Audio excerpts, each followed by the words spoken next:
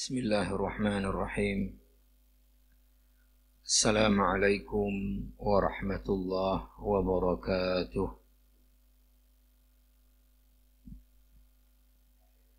Alhamdulillahi rabbil alamin. Wassalatu wassalamu ala sayyidil mursalin, nabiyyina wa habibina wa qudwatina Muhammadin wa ala alihi wa ashabihi ajma'in wa ba'd. Fa'usini wa iyyakum jami'an bitaqwallah. Ittaqullaha haqqa tuqatih wa la tamutunna illa wa antum muslimun. Wa tazawwadu fa inna khayra zadi taqwa. واتقوا الله يا أولي الألباب. يقول الله جل وعلا في كتابه المجيد وهو أصدق القائلين: أعوذ بالله من الشيطان الرجيم. يا أيها الذين آمنوا اتقوا الله حق تقاته ولا تموتن إلا وأنتم مسلمون. وقال في آية أخرى: يا أيها الذين آمنوا اتقوا الله ولتنظر نفس ما قدمت لغد واتقوا الله إن الله خبير بما تعملون. وقال عليه الصلاة والسلام في حديثه الذي رواه الإمام الترمذي: اتق الله حيثما كنت وأتبع السيئة الحسنة تمحها وخالق الناس بخلق حسن. Hadirin hadirat sidang jamaah salat maghrib yang dimuliakan Allah. Alhamdulillah, kita dengan izin Allah Subhanahu wa taala dan rahmatnya telah dapat melaksanakan salat fardu maghrib kita di awal waktu secara berjamaah di rumah Allah yang mulia ini. Alhamdulillah, berikutnya kita masih ada waktu kesempatan untuk kita berniat i'tikaf sambil kita menunggu waktu fardu Isya yang nantinya juga akan kita tunaikan di awal waktu juga secara berjamaah di rumah Allah ini.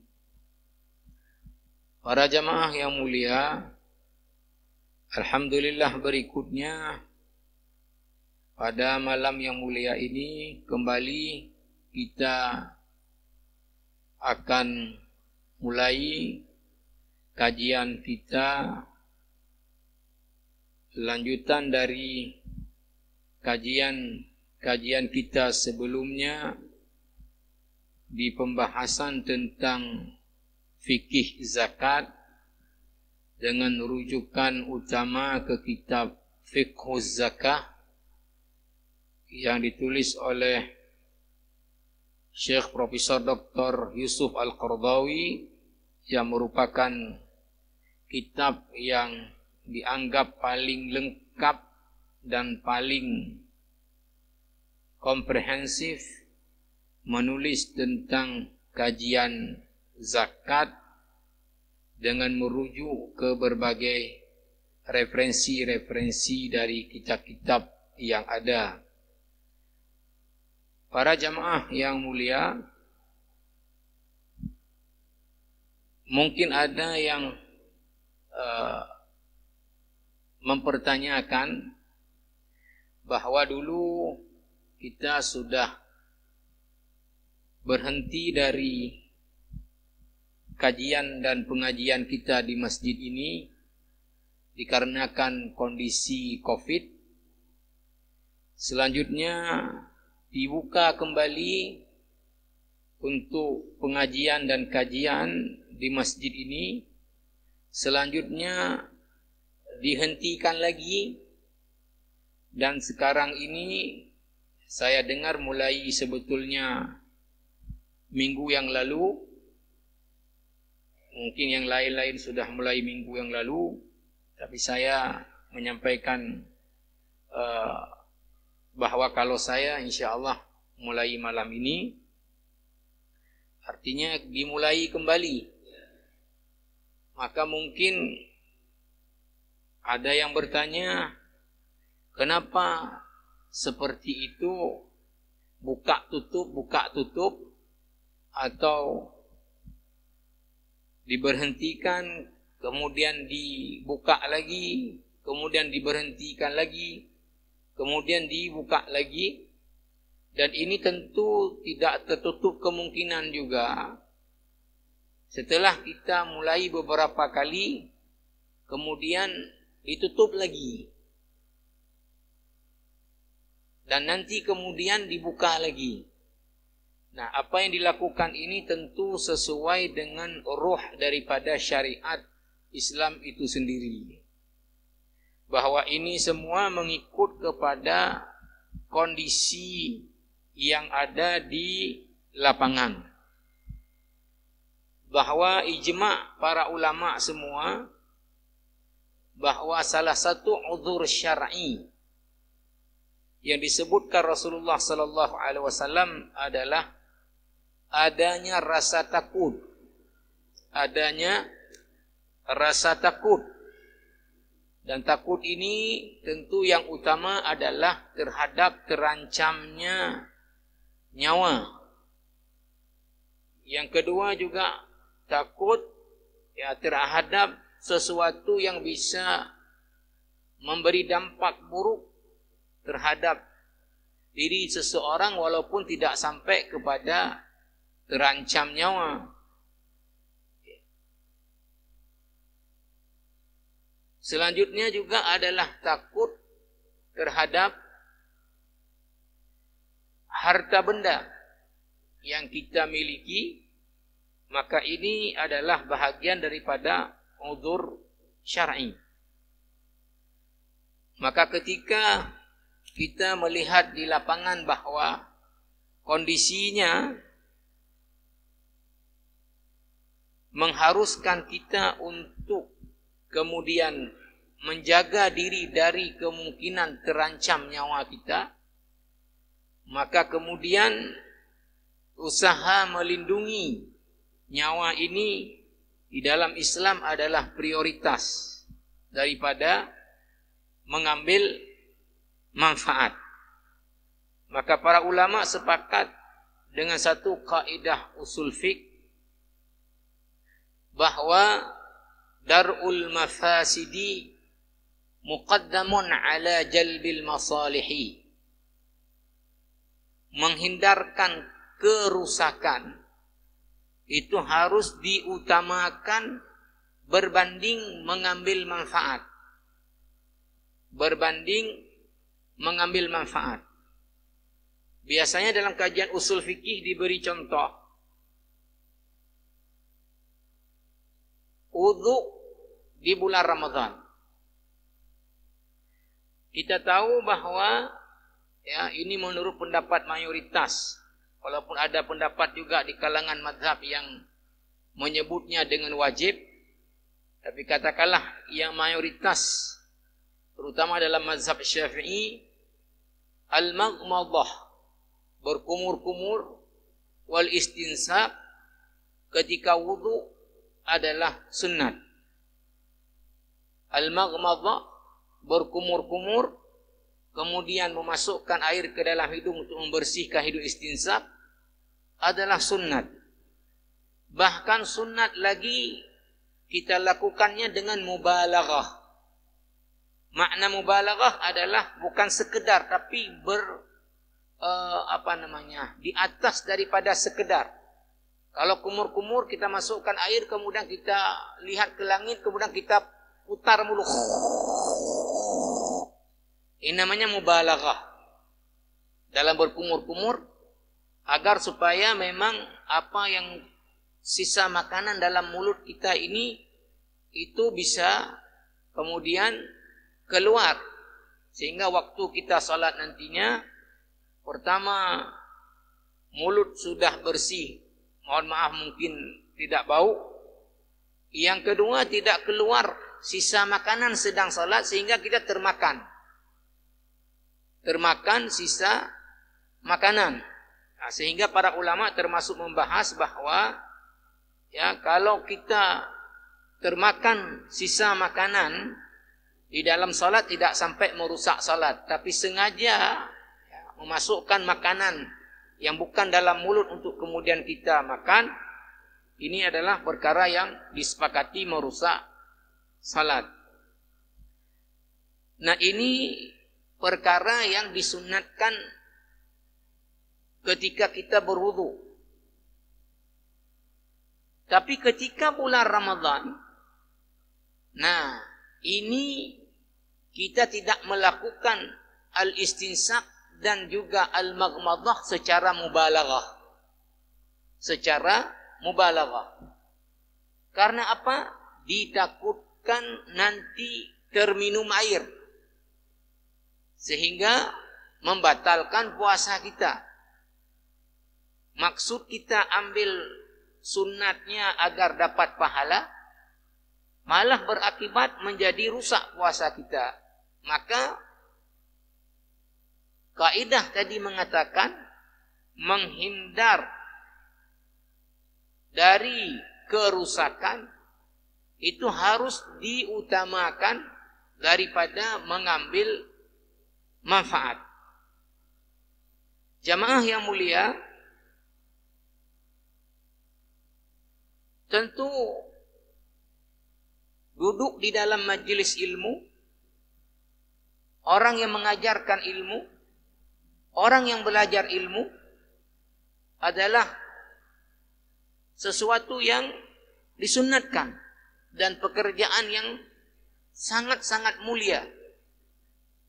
Apalagi kemudian kita duduk di dalam masjid, ya tambah dengan niat i'tikaf, tambah lagi sambil menunggu fardu berikutnya, yang semuanya ada fadilah di masing-masing ini. Tetapi ketika keberadaan kita tadi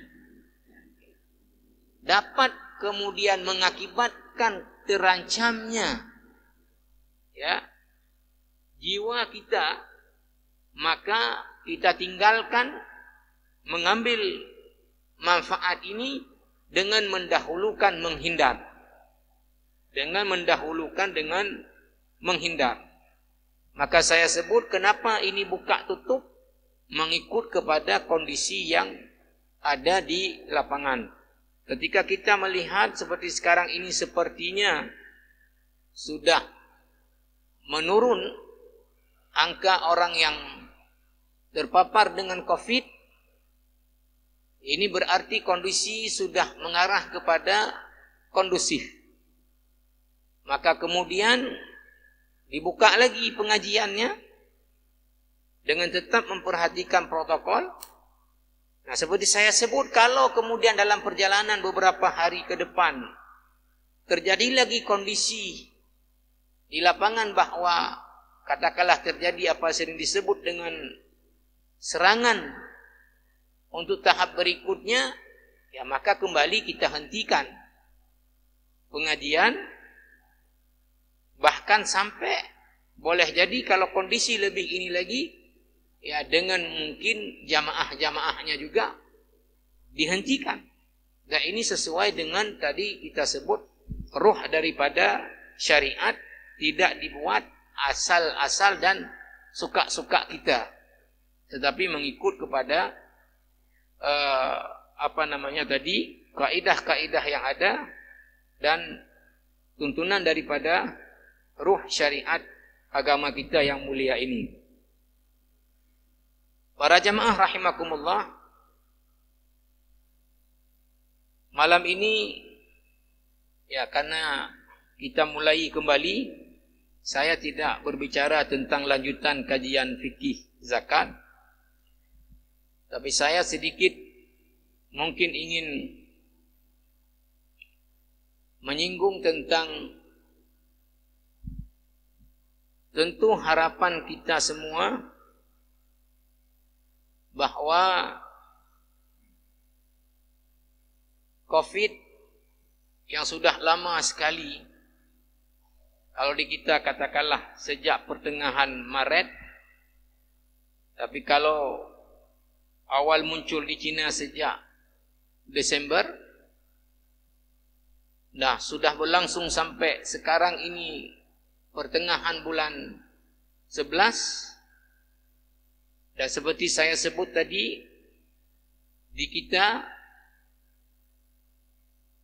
kondisinya sudah mengarah kepada kondisi yang kondusif. Maka kita berharap bahwa makin ke depan ini makin kondusif, sehingga kita bisa kembali beraktivitas seperti normal adanya. Saya berdoa kepada Allah. Pertama, yang saya ulang-ulang, mudah-mudahan Allah Subhanahu wa taala yang mendatangkan wabah ini, yang mendatangkan virus ini, maka kita mohon Allah dengan kekuasaannya juga menghilangkan virus ini di tengah-tengah kehidupan kita penyebarannya. Ini yang saya ulang-ulang doanya. Terus saya berharap juga kepada Allah dan berdoa, mudah-mudahan, tapi tentu Allah punya hikmah dan punya tujuan dari setiap perbuatannya yang kita tidak boleh mempertanyakan perbuatan Allah. La yus'alu amma yaf'alu wa hum yus'alun. Tidak boleh kita mempertanyakan kenapa Allah begini, kenapa begini, kenapa begini.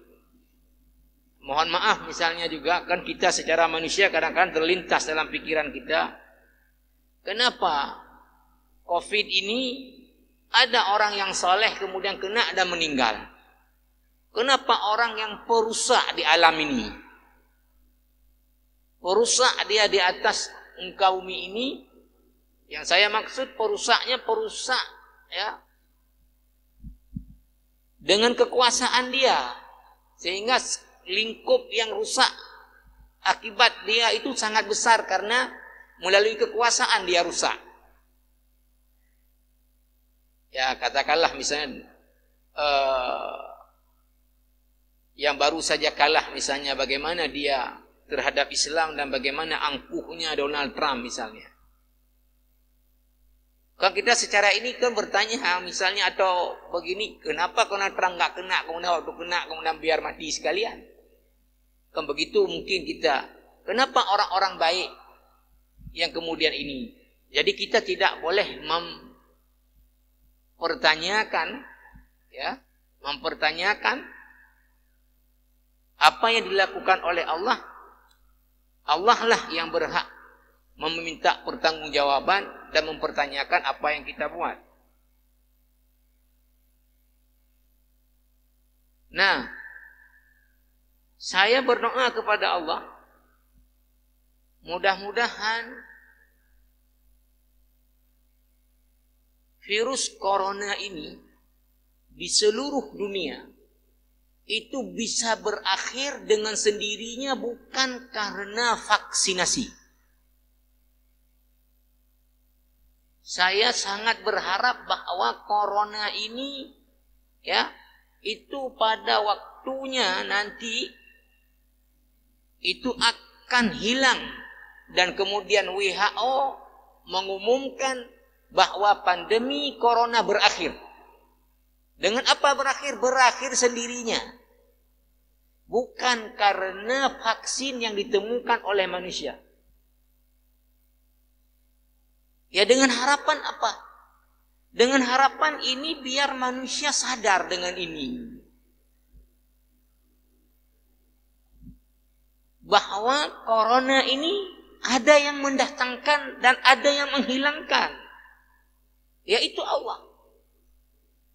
Tapi kalau corona ini kemudian berakhir dia dengan vaksinasi, ini menambah angkuh manusia-manusia ini. Maka saya secara pribadi ketika membaca di spanduk-spanduk baliho-baliho kalimat melawan COVID, saya tidak setuju dengan kalimat melawan COVID. Seolah-olah kalau melawan COVID, artinya apa? Ya, kalau kita orang yang beriman, COVID ini yang datangkan adalah Allah. Berarti melawan COVID kan berarti melawan Allah. Maka kalimat yang lebih cocok adalah apa? Menghadapi. Menghadapi COVID. Jadi ketika COVID datang, maka kita secara agama diminta untuk melakukan langkah-langkah untuk bagaimana kita bisa terhindar, bagaimana bisa keluar. Tapi kalau melawan kan seolah-olah COVID ini apa dan kita seolah-olah kuat seperti apa untuk kemudian melawannya. Nah, tetapi kita tidak tahu tadi bahwa Allah Subhanahu wa taala yang Maha tahu, Maha bijaksana, apakah COVID ini akan berakhir dengan sendirinya bukan karena vaksinasi atau akan berakhir dengan vaksinasi. Tapi saya terus berulang-ulang saya berdoa agar ini berakhir dengan sendirinya. Sehingga dapat menghilangkan keangkuhan manusia di atas muka bumi ini. Tapi kalau itu dengan vaksinasi, maka akan bertambah banyak lagi orang-orang yang angkuh. Akulah yang melawan corona. Aku yang menemukan vaksin. Aku yang bisa kalahkan corona. Tapi ketika corona hilang dengan sendirinya, maka kan harus mendatangkan kesadaran kepada manusia bahwa ada yang mendatangkan ini virus. Kemudian ada yang menghilangkan sehingga dia hilang sendirinya bukan karena manusia yang menemukan kemudian tadi vaksin dan sebagainya.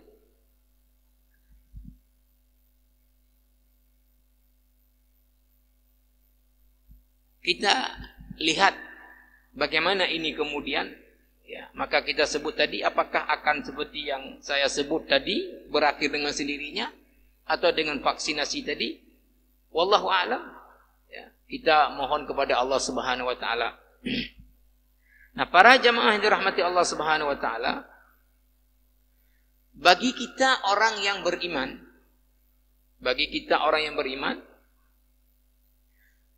yang pertama kita mesti meyakini, mengimani bahwa COVID ini tidak akan terjadi kecuali dengan kehendak daripada Allah. Mungkin orang-orang yang tidak beriman, ya, itu melihat COVID ini dia penyakit yang terjadi sendirinya secara alami, dia tidak ada hubungan dengan Tuhan. Sebagaimana dulu orang-orang musyrik sampai Rasulullah mengeluarkan satu hadis riwayat Imam Bukhari, la adwa, bahwa tidak ada penyakit itu menular. Tapi yang dimaksud oleh hadis ini adalah Rasulullah memperbaiki pemahaman orang Arab jahiliyah yang menganggap bahwa ketika ada sebuah penyakit dia menular sendirinya, enggak ada hubungan dengan Tuhan. Sehingga dalam riwayat Imam Ahmad, Rasulullah di akhir daripada hadis mengatakan, kalaulah sebuah penyakit menular dengan sendirinya tidak ada kaitan dengan Tuhan, faman a'dal awal. Lalu kalau dia terjadi sendirinya, siapa kemudian yang mengenakan orang yang pertama kali kena, dari mana sumbernya? Kalau dia terjadi sendirinya. Okelah, si B menular dari mana? Dari si A. Si C dari mana? Dari si B. Lalu si A dari mana? Kalau dia terjadi sendirinya. Nah, maka pemahaman orang Arab jahiliyah yang menafikan ada keterkaitan antara penularan penyakit dengan Tuhan, Ini telah dikoreksi oleh Rasulullah. Dan kalau kita orang beriman, di dalam Al-Quran, di surah At-Taghabun ayat 11, Allah berfirman, "Ma asaba min musibatin illa biiznillah." Tidak ada mana-mana musibah yang terjadi kecuali itu dengan izin Allah. Enggak ada. Enggak ada mana-mana musibah terjadi kecuali dengan izin Allah. Ini perkara yang mesti kita imani. Bahwa COVID ini tidak akan dia terjadi kecuali dengan izin Allah. Ini yang pertama. Yang kedua, sebagai orang yang beriman, kita mesti mengaitkan antara musibah-musibah atau bencana-bencana, termasuk COVID ini, dengan dosa-dosa yang dibuat oleh manusia kepada Allah. Mesti kita kaitkan. Pertanyaannya adalah, adakah hubungan antara COVID ini dengan maksiat-maksiat manusia kepada Allah? Orang beriman mesti mengaitkannya ada. Kenapa? Baca surat Asy-Syura di ayat 30. Apa Allah katakan?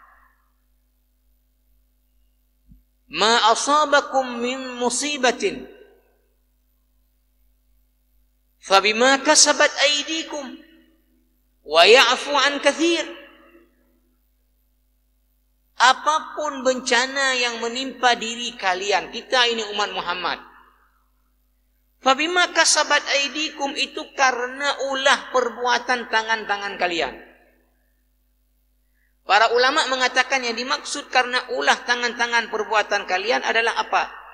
Karena maksiat-maksiat kalian. Karena dosa-dosa kalian.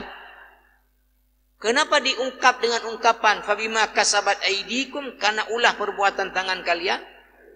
Karena pada umumnya maksiat itu dilakukan dengan tangan. Maka digunakan ungkapan dengan tangan. Walaupun tidak mesti dengan tangan. Maka makna fabima kasabat aydikum adalah bima'asikum wa dzunubikum. Di dalam tafsir Al-Munir disebutkan seperti itu. Jadi apapun bencana yang menimpa diri kalian, hai umat Muhammad, itu karena dosa-dosa dan maksiat kalian kepada Allah. Wa ya'fu an katsir. Nah, ini yang juga menarik. Bahkan Allah memaafkan banyak lagi dosa-dosa kalian, itu tidak dihukum melalui bencana.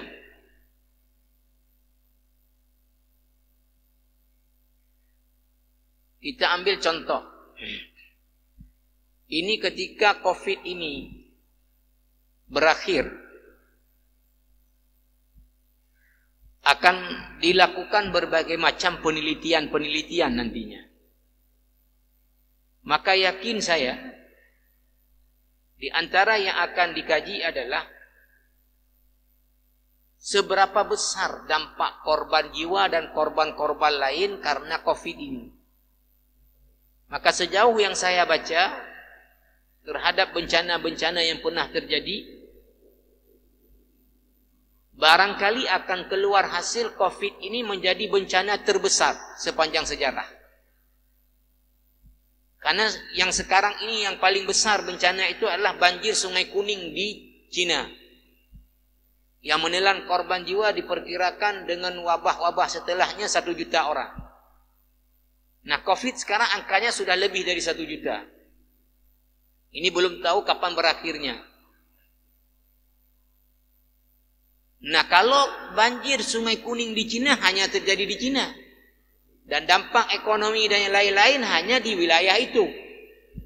Tapi ketika corona ini pandemi dia, bukan wabah. Kalau bahasa medis pandemi sudah ke seluruh dunia. Kalau dihitung dari segi dampak ekonomi ini dah nggak tahu lagi berapa kerugian karena corona.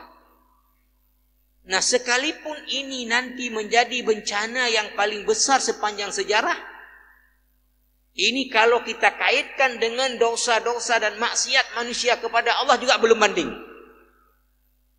Masih sangat lebih besar dosa manusia kepada Allah. Paling sederhana untuk melihat ini, sekarang penduduk dunia diperkirakan ada 7 miliar. Katakanlah Muslim pada hitungan 2 miliar. Berarti 5 miliar orang kufur kepada Allah secara i'tikad. Nah, kalau korban jiwa misalnya karena corona ini adalah cuman 1 juta sekian, sementara yang kufur kepada Allah secara i'tikad saja masih 5 miliar lebih.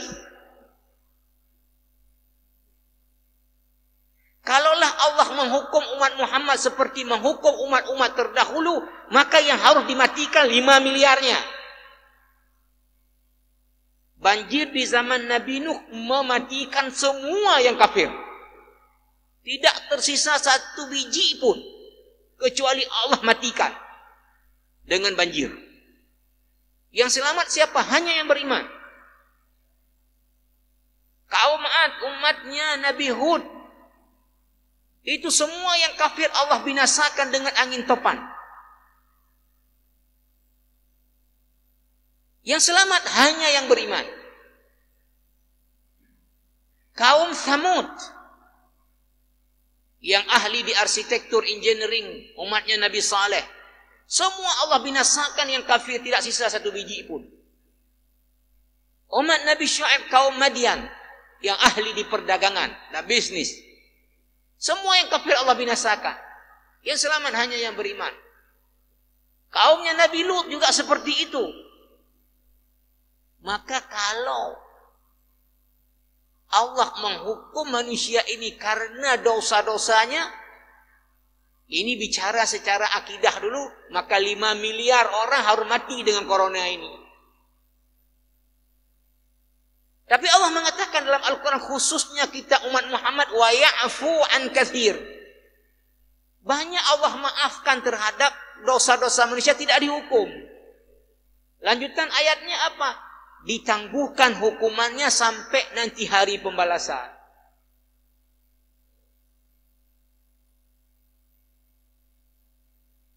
Nah, makanya ya, tadi pertama kita mesti kaitkan antara bencana yang menimpa kita dengan dosa-dosa yang dibuat manusia. Ada kaitannya.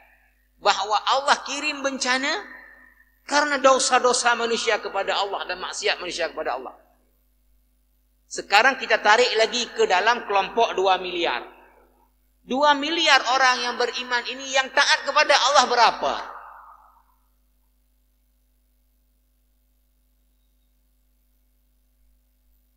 Barangkali tidak ada 20%-nya. Beriman tapi membangkang juga kepada Allah.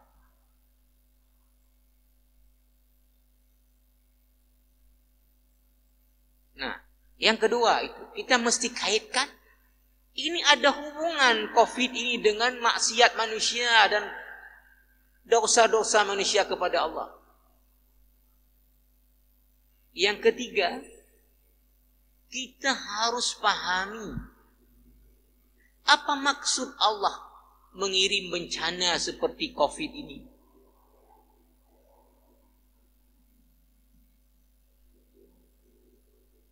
Di dalam surat Al-An'am ayat 42-43, nanti juga ada di surat Al-A'raf di ayat 64. Itu Allah beritahu kepada Nabi Muhammad. Nanti di surah Ar-Rum ada lagi. Apa kata Allah kepada Nabi Muhammad? وَلَقَدْ أَرْسَلْنَا ila umamim min qablik. Sungguh kami telah utus kepada umat-umat sebelum kamu, hai Muhammad, tadi.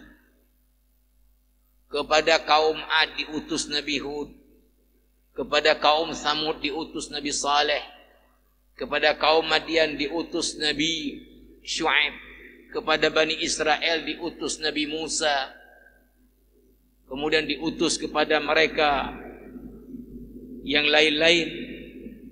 Bani Israel ini, lalu apa kata Allah? Mereka diutus untuk memperbaiki kekufuran mereka kepada Allah, kemaksiatan mereka kepada Allah. Tapi kemudian mereka ini menolak para rasul ini. Maka kata Allah, walaqad arsalna ila umamin min qablik. Sungguh kami telah mengutus kepada kaum-kaum sebelummu, hai Muhammad, para rasul. Quran mengatakan pendek segitu aja. Artinya para rasul ini kemudian didustai oleh kaum-kaumnya. Fa akhadnahum bil ba'sa'i wad-dharra. Maka kami kirim kepada mereka itu bencana-bencana. Untuk apa? La'allahum yatadarra'un. Agar mereka itu dengan melihat kekuasaan Allah begitu dahsyat, dan manusia ini menjadi amat lemah di hadapan kekuasaan Allah, maka harusnya tunduk dan patuh kepada Allah.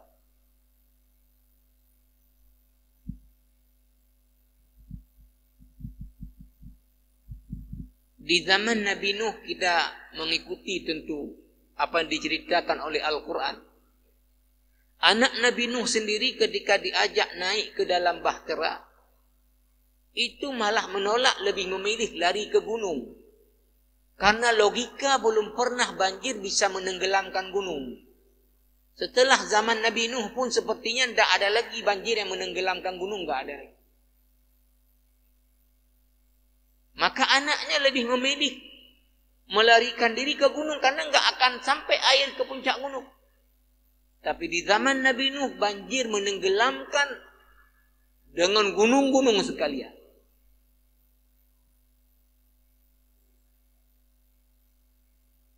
Kaum Ad adalah orang-orang yang Allah beri kelebihan di tenaga dia. Bastatan fil jismi. Badannya besar-besar, tenaganya luar biasa kuat-kuat. Kalau dalam tafsir disebutkan kalau mereka cepat pohon korma pakai tangan. Karena mereka kuat fisiknya, maka angkuh dengan kekuatan fisik. Maka Allah hantam dengan apa? Angin topan untuk mengimbangi atau menegur keangkuhan mereka di tenaga.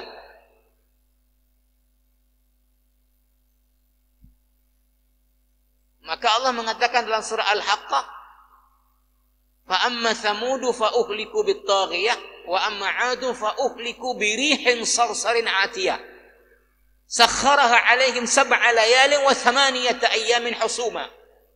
Dengan angin yang bertiup begitu kencang 7 malam 8 hari enggak berhenti anginnya bertiup. فَتَرَى الْقَوْمَ فِيهَا صَرْعًا كَأَنَّهُمْ أَعْجَازُ نَخْلٍ خَاوِيَةٍ فَهَلْ تَرَى لَهُم مِّن بَاقِيَةٍ.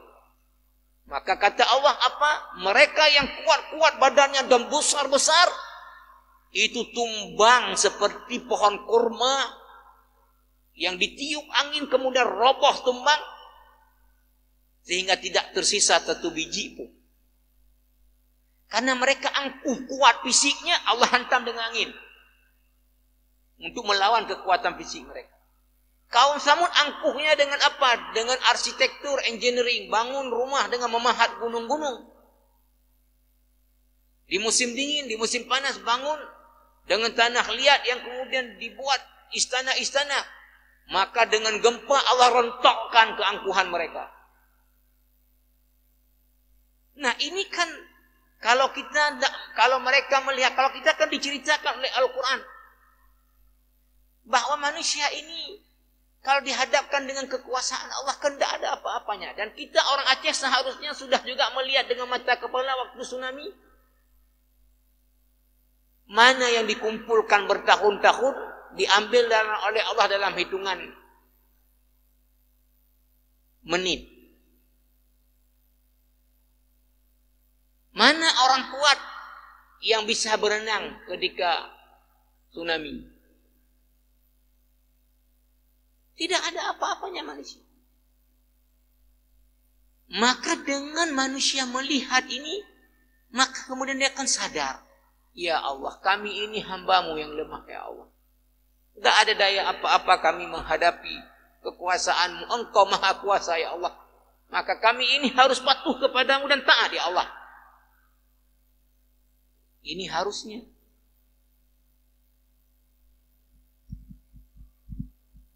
Di surah Ar-Rum, ini yang sudah sering sekali kita dengar juga.